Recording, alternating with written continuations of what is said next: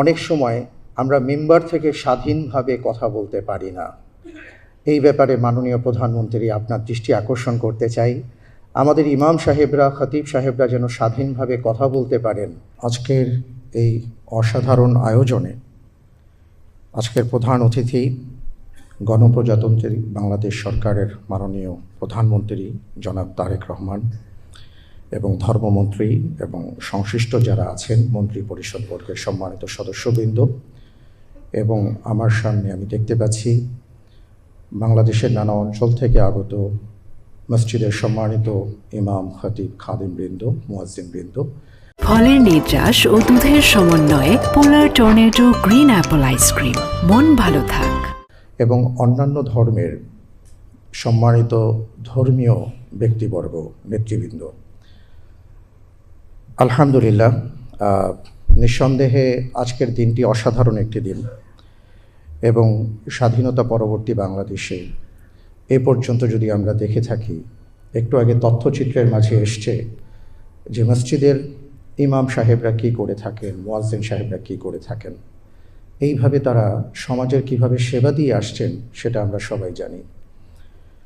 রাসূল সাল্লাল্লাহু আলাইহি ওয়াসাল্লাম মসজিদের ইমামদের যে দায়িত্ব দিয়েছেন, খতিবদের যে দায়িত্ব দিয়েছেন, সেখানে আমি দুটো কথা বলি।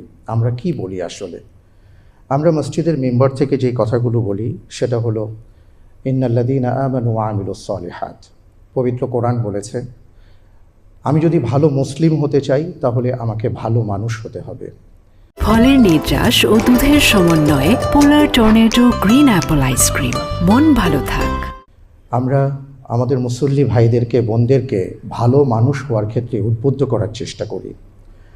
দ্বিতীয় যে বিষয়টি সেটা হলো রাসূল সাল্লাল্লাহু আলাইহি ওয়াসাল্লাম পবিত্র কোরআনুল কারীমের আলোকে তিনি তার সাহাবায়ে কেরাম আজমাইনদেরকে নানা ধরনের নেতিবাচক আচরণ থেকে বাঁচার কথা বলতেন। আমরা আমাদের মুসল্লি ভাইদেরকে সেটাই বোঝানোর চেষ্টা করি, বলার চেষ্টা করি যে আমরা আমাদের আচার আচরণ যেন সুন্দর করি, আমরা যেন ভালো মানুষ হতে পারি, সেই কথাগুলোই মূলত আমরা বলার চেষ্টা করি। এবং সমাজের সবচেয়ে নিরীহ শ্রেণীর মধ্যে যদি আমরা তাকাই তাহলে দেখব মসজিদের সম্মানিত ইমাম, মুয়াজ্জিন, খাদেমবৃন্দ। কিন্তু তাদের প্রতি এ পর্যন্ত সেভাবে কেউ দৃষ্টি দেননি।